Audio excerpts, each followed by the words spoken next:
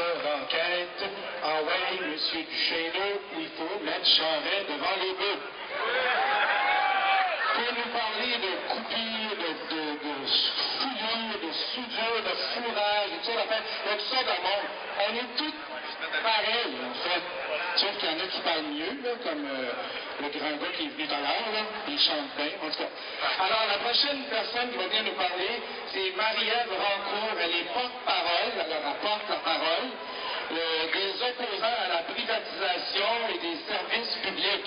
Parce que, comme il dit, ils ont tellement coupé qu'ils sont plus capables de couper. Donc, la voici, mesdames et messieurs. Bravo!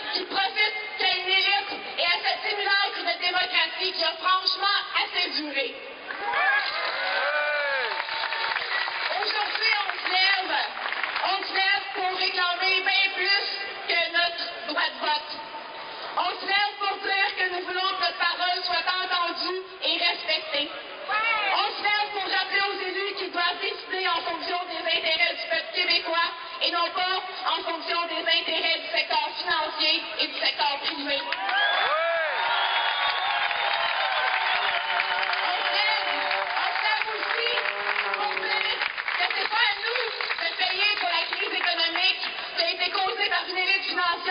Qui veut toujours s'en mettre plus dans les poches et qui demeure toujours plus impuni. On s'aide pour dire que nos ressources naturelles nous appartiennent et que c'est à nous, collectivement, de décider de ce qu'on veut en faire.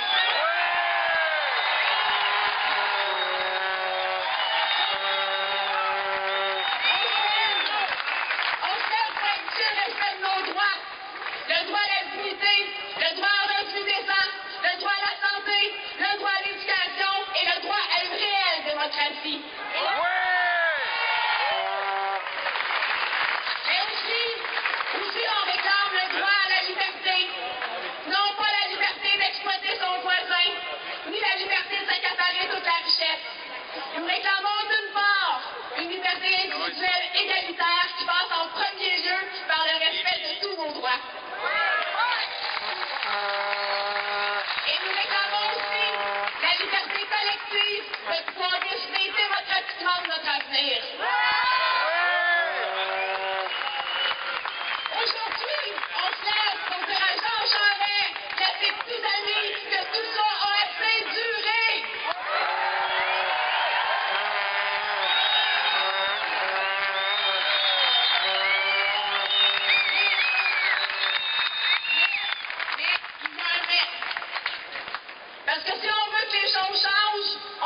se rasseoir.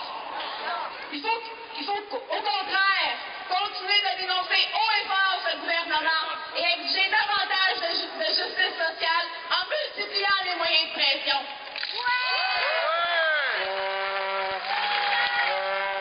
La coalition opposée à la tarification et à la privatisation des services publics regroupe plus de 120 organismes de différents horizons. Elle vous invite à poursuivre la lutte et vous convie notamment à 2 prochains rendez-vous.